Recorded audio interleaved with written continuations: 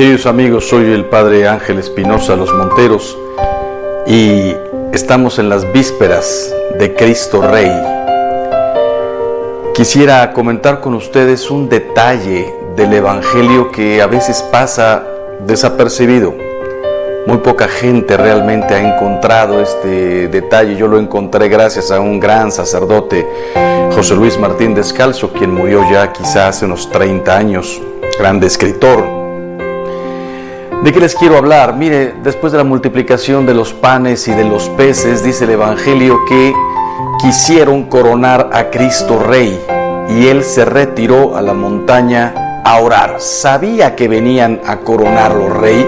¿Por qué? Porque era un rey, por decirlo así, de un éxito, de un triunfo material. Acababa de darle de comer a todo el pueblo, tenía una capacidad de palabra impresionante. Este es el Mesías que había de venir al mundo. Este es el rey, este es el hijo de David. Jesús sabía que no iba a reinar en ese momento y por eso se abrió paso, salió y se fue a orar. ¿Cuándo es cuando Cristo realmente es rey? En la cruz, cuando entrega su vida por nosotros, cuando derrama hasta la última gota de su sangre. Es coronado no con una corona de oro, sino con una corona de espinas. ¿Y cuál es el detalle que a mucha gente se le pierde? Dice el Evangelio, 3 evangelios y una carta de San Pablo, que Jesús gritó en la cruz. Pero cualquiera podría decir, ¿cómo no iba a gritar? Todos hubiéramos gritado de dolor. No, no es así de fácil. Miren, el Evangelio de San Mateo dice, 27:50. Jesús entonces, dando de nuevo un fuerte grito, exhaló el espíritu. Marcos 15:37. Jesús, lanzando un fuerte grito, expiró. Lucas 23:46. Jesús, dando un fuerte grito, dijo, Padre, en tus manos encomiendo mi espíritu. Y San Pablo dice en una de sus cartas, habiendo ofrecido en los días de su vida mortal oraciones y súplicas con un gran grito y lágrimas al que era poderoso para salvarle de la muerte. Gritó. La cosa increíble es esta. Gritó y exhaló el espíritu. Cuando no le quedaba más que inclinar la cabeza y morir, lanzó este grito que debió ser impresionante. Durante 2000 años, muchísimos místicos y gente y sacerdotes han estado reflexionando por qué este grito. Y ha habido diversos motivos. Hay quien dijo por soledad. Todos los mártires tuvieron a alguien en quien apoyarse, en Cristo. Sentían su presencia, su fortaleza. Jesucristo estaba completamente abandonado. Incluso llegó a decir, Padre, Dios mío, ¿por qué me has abandonado? Hecho pecado en la cruz, solo, sin el consuelo de nadie. En un momento dejaron pasar a María, su madre, a Juan, el apóstol, a otras 3 mujeres. Pero su pueblo, los príncipes de su pueblo, sus apóstoles, a quienes les había dedicado todo el tiempo. Uno lo había entregado, otro lo había negado, otros 9 habían corrido. Ahí estaba uno. Los 10 habían corrido, uno había regresado. Gritó por soledad. Otros dicen, gritó por desesperación. Pero no, sería muy extraño que al mismo tiempo gritara y dijera, Padre, en tus manos encomiendo mi espíritu. No fue por desesperación. Hay quien dice, murió por la duda de lo que podría haber del otro lado. Imposible. Yo soy el pan vivo que ha bajado del cielo. Era el único que había venido desde el otro lado. Él sabía perfectamente que solo cruzar la puerta le esperaba a su Padre y millones de ángeles para festejar el triunfo de la vida, del amor, de la obediencia, de la humildad. Y entonces, ¿por qué gritó? Hay quien dice, por el dolor físico.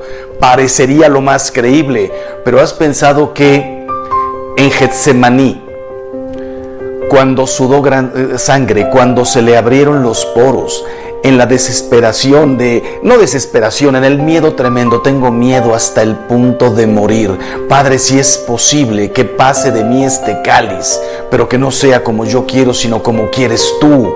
No gritó en Getsemaní. Cuando ya lo tenían preso, la golpiza que le fueron dando de camino de Getsemaní al encuentro con el Sanedrín. Dice el Evangelio de San Juan que uno se adelantó y le dio una bofetada a Jesús. Si analizamos seriamente la sábana santa, se ve como tiene todo el ojo cerrado y no gritó. Al contrario, con una paz y una tranquilidad le dice: si he hablado mal, prueba en qué. Si no, ¿por qué me pegas? Probablemente con todo el ojo ya cerrado de ese golpe. No gritó. De ahí siguió el camino a casa de Anás, de Caifás, de Herodes, hambre, sueño, insultos, nada, no hay un solo grito. De ahí viene la flagelación. Eran 40 golpes menos 1, 39. Sabemos por la sábana santa que con Jesús no hubo ninguna piedad, no hubo límite de golpes. Además, los látigos romanos terminaban en 3 puntas. A veces la terminación era metal, a veces era un hueso de animal. ¿Cómo le abrieron la carne? Algunos pedacitos se los arrancaron. Como manso cordero iba a ser degollado. No se oye un solo grito en la flagelación. Podría perfectamente decir ahí: Jesús gritaba y nadie se apiadaba de él. No gritó. Después de la brutal flagelación, la coronación de espinas, nadie las contó, no sabemos si fueron 30, 50, 100, 200. Conocemos el tamaño del tipo de espina, una cosa de este tamaño. ¿Te imaginas entrando en su cuero cabelludo, en el cráneo? No gritó. Dice el Evangelio que vinieron a golpearlo con bastones, a escupirle y a burlarse de él. ¿Te imaginas cada bastonazo encima de la corona de espinas, hincando las espinas en la carne? No gritó. No gritó. Después de la coronación de espinas, le pusieron una cruz en los hombros. Lo hicieron caminar, volvemos a decir, el hambre, el calor, la sed, más las espaldas rotas. Le pusieron una túnica, lo hicieron caminar, le molestaba incluso la ropa. Dice la tradición que cayó 3 veces, pudieron ser más. Piensa en las rodillas, piensa en la cruz sobre el hombro. No gritó. Cuando llega a la cima del Gólgota, él mismo se acuesta sobre la cruz, piensa en la penetración de cada uno de los clavos, una mano, la otra mano, un pie, el segundo pie sobrepuesto sobre el otro pie. No hay un solo grito ante los martillazos. Cuando levantaron la cruz y su carne golpeó el madero abrupto, lleno, por decirlo así, de costras. ¡Qué dolor! Y no hay ni un grito. 3 horas colgado en la cruz y nos da las 7 palabras, nos entrega a su madre. Dice: tengo sed, se encomienda a su padre, ni un grito. Y cuando faltaban solamente 1 segundo para morir, dando un fuerte grito, expiró. ¿Por qué gritó? No fue del dolor físico. Y entonces viene este sacerdote José Luis Murtín Descalzo y dice: gritó por el dolor moral. Dolor moral. Lo grave no es morir, sino morir inútilmente. ¿Por cuántos?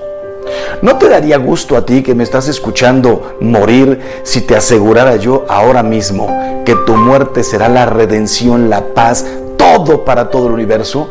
Creo que hasta yo me ofrecería. En cambio, Jesús sabía para cuántos iba a ser inútil, para cuántos moría en vano. El Evangelio de San Lucas, en el capítulo 14, versículo 13, dice: acabado todo tipo de tentación, el diablo se alejó de él hasta un tiempo oportuno. ¿Qué significa un tiempo oportuno? Recuerdan ustedes las 3 tentaciones. Pide que estas piedras se conviertan en pan. tírate del pináculo, porque total los ángeles te atraparán, te sostendrán con sus alas. Tercera tentación, póstrate y adórame, y todo esto te daré. Y Jesús había respondido con una entereza: no solo de pan vive el hombre. No tentarás al Señor tu Dios, solo a Dios adorarás. No había tenido, con todo y que tenía 40 días de ayuno, no había tenido el problema en responder con esa entereza. Sabemos por el Evangelio de San Juan 13:2, dice: cuando ya el diablo había inspirado a Judas, estaba rondando ahí el diablo. Y dice Juan 13:27, tras el bocado entró en él Satanás, en Judas. Estaba ahí en la última cena rondando. Dice José Luis Martín Descalzo: ¿cuál es ese otro momento oportuno en el que se presenta el diablo a tentar a nuestro Señor? Probablemente fue en la cruz. No habrá llegado Satanás en ese momento para presentarle como un velo enorme. ¿Para cuántos moría en vano? ¿Cuántos no se iban a reconciliar? ¿Cuántos lo iban a odiar para siempre en aquel tiempo y ahora? ¿No habrá visto desde la cruz la mediocridad de sus elegidos? Los apóstoles, los discípulos, los que vendríamos después, sacerdotes, laicos, consagradas, religiosos y religiosas. La mediocridad de todos nosotros, el que nos había llamado a la santidad y a la perfección. ¿No habrá visto desde la cruz las falsificaciones de su evangelio? Usar el evangelio del amor para convertirlo en el del poder, del dinero, de no sé cuántas cosas. ¿No habrá visto desde la cruz la violencia de los violentos? El que acababa de decir en la última cena: un mandamiento nuevo os doy, el que ya existía desde antes, ahora completamente purificado, que os améis los unos a los otros como yo os he amado. Perdonad a quien os persigue, amad a vuestros enemigos, orad por quien os hace el mal, por quien os calumnia. Él lo había dicho. ¿No habrá visto desde la cruz la violencia de las grandes guerras? Nosotros recordamos la Primera Guerra Mundial, la Segunda, la Guerra Civil Española, los cristeros, Vietnam, Corea. No podemos olvidar que desde hace 2000 años, si no es que 3000, siempre, en algún lugar del mundo siempre se ha estado en guerra. En el medioevo, antes las conquistas, los imperios, antes de Cristo, después de Cristo, sometimiento a los demás, pero Él había venido a renovar todo eso. ¿Cuántos de nosotros no entenderíamos cuántas guerras, cuántas muertes? Pero olvídate de la guerra, la violencia familiar, la violencia con la persona a quien le dijiste un día que la ibas a amar para toda la vida, la violencia de los violentos. El imperio de la mentira, el que había dicho yo soy la verdad.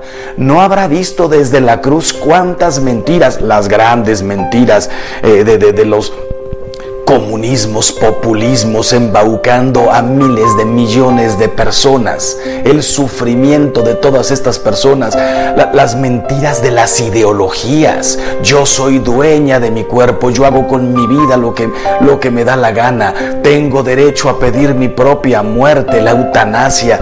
La mentira, el que había dicho yo soy la verdad, yo soy la vida, yo soy el camino. ¿Cuántas cosas no habrá visto Jesús desde la cruz?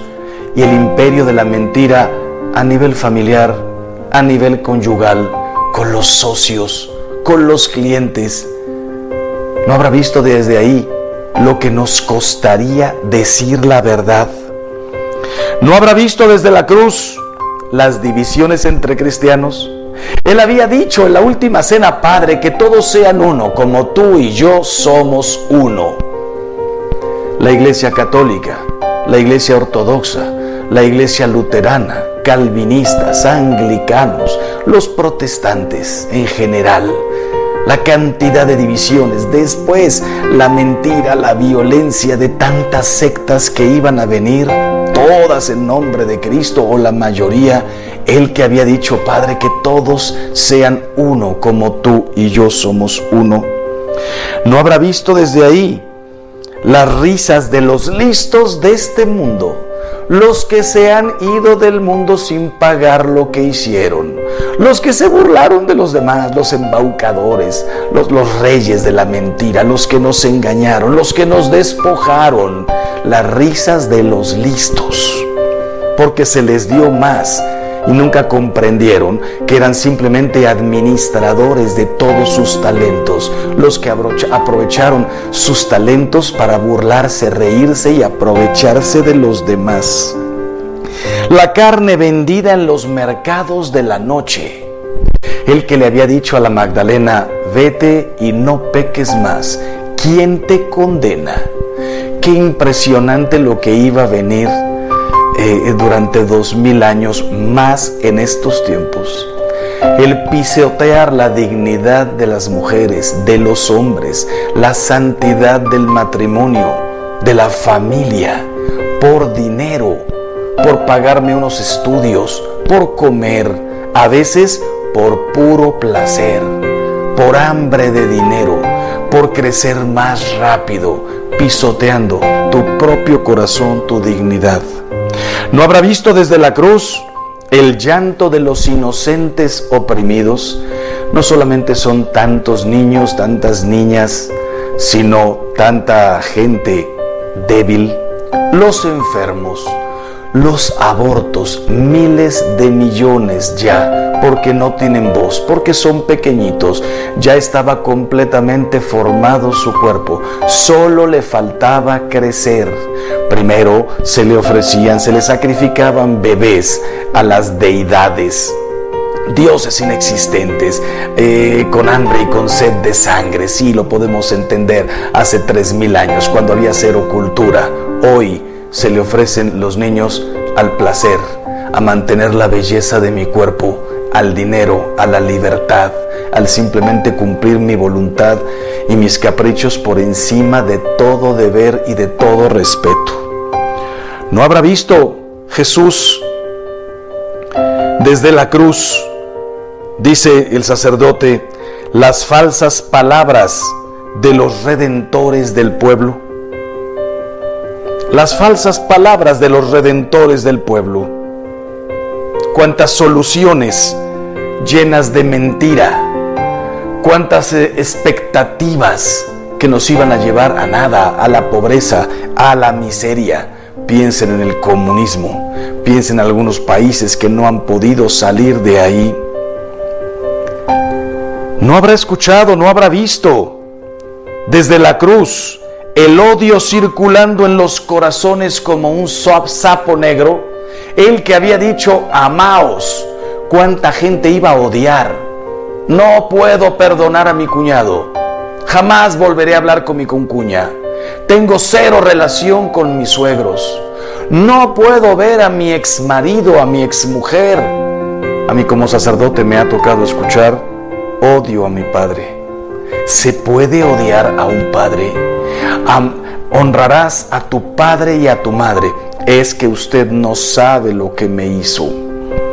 ¿No habrá visto desde la cruz el hambre de dinero resbalando por debajo de las puertas de todas las almas? El Hijo del Hombre no tiene una piedra donde reclinar la cabeza. Dormía en el campo, se hospedaba en la casa de Lázaro, Marta y María. Se quedaba en la casa de la suegra de Pedro, en la casa de Pedro. Dormía donde se podía, se quedaba dormido en la montaña, en una barca. ¿No habrá visto desde ahí el hambre de dinero, de poder, de satisfacción, de caprichos? ¿No habrá visto desde la cruz el infierno de los que cerraban sus vidas a las llamadas de su amor? ¿No habrá comprendido que podría dar un sentido al sufrimiento humano, pero no librar del sufrimiento y de la muerte a los hombres? Él que había venido a dar su vida por nosotros, Él que había sufrido hasta el máximo, hasta la última gota de su sangre. ¿No habrá escuchado desde la cruz el llanto en tantos hospitales? Madres perdiendo a sus hijos, hijos enterrando a sus padres. Padres, hermanos, familias viendo impotentes que no se iban a poder curar miles de personas y que iban a vivir en el dolor en una silla de ruedas por 20, 30 y 40 años. ¿No habrá sentido congelarse su alma ante el frío latigazo de la indiferencia, de los que no somos malos, de los que no tenemos hambre de dinero, de los que no somos poderosos, de los que no le hemos hecho mal nunca a nadie, pero que nuestra grande desgracia es la indiferencia? El que había venido a preocuparse por el leproso, por el ciego, por el paralítico, por la viuda, por el muerto, por todos se había preocupado. Le hacían filas de personas para que las curara. Se preocupaba por los mismos de Israel y en cuántas ocasiones dijo: no he venido para estos, pero bueno, tráiganmela. Yo he venido a curar a todos, a todo el mundo, a sanarlos del pecado y de la enfermedad. ¿Cómo no iba a gritar? Gritó. Y su grito sigue ahí, taladrando las paredes de la eternidad y de la historia. Y los hombres inventamos un mar de ruidos y de estruendos para no escuchar su grito. Nadie lo escucha, o casi nadie. Apagado por los televisores, amortiguado por las guitarras eléctricas, cloroformizado por las risas de un mundo que no quiere oír los llantos de los hombres y mucho menos el llanto de Dios. Hay que guardar silencio para escuchar ese grito. Hay que amar para escucharlo. Pues bueno, mañana es día de Cristo Rey. Está ahí en su trono, en la cruz. Le faltan unos instantes para morir. Date hoy un tiempo para ir al sagrario, para ir a misa, para ponerte delante de un crucifijo y verlo y decirle: perdóname, Señor, gritaste, porque también me viste a mí. Dame la gracia, la fe, la esperanza, el amor para ponerme de pie y no ser más indiferente ante tu dolor y hacer todo lo que pueda por tu iglesia, por las almas, por los hombres, mis hermanos, en definitiva, por ti, que eres la cabeza del cuerpo místico. Yo sé, Señor, que por ti no puedo hacer nada. Tú estás con tu Padre, tú estás ya allá. Pero tú te has identificado con cada uno de los pequeños. El que dé de beber, aunque sea un vaso de agua, a uno de estos pequeños, a mí me lo da. Hoy me pongo de pie y te digo: Señor, voy a consumir mi vida haciendo todo el bien que pueda, a toda la gente que pueda, con mis palabras, con mi testimonio, con mis obras, con mi ejemplo, con mi vida, con un consejo, con mi oración y con mi sacrificio. Queridos hermanos, que viva Cristo Rey y que nosotros reinemos con Él.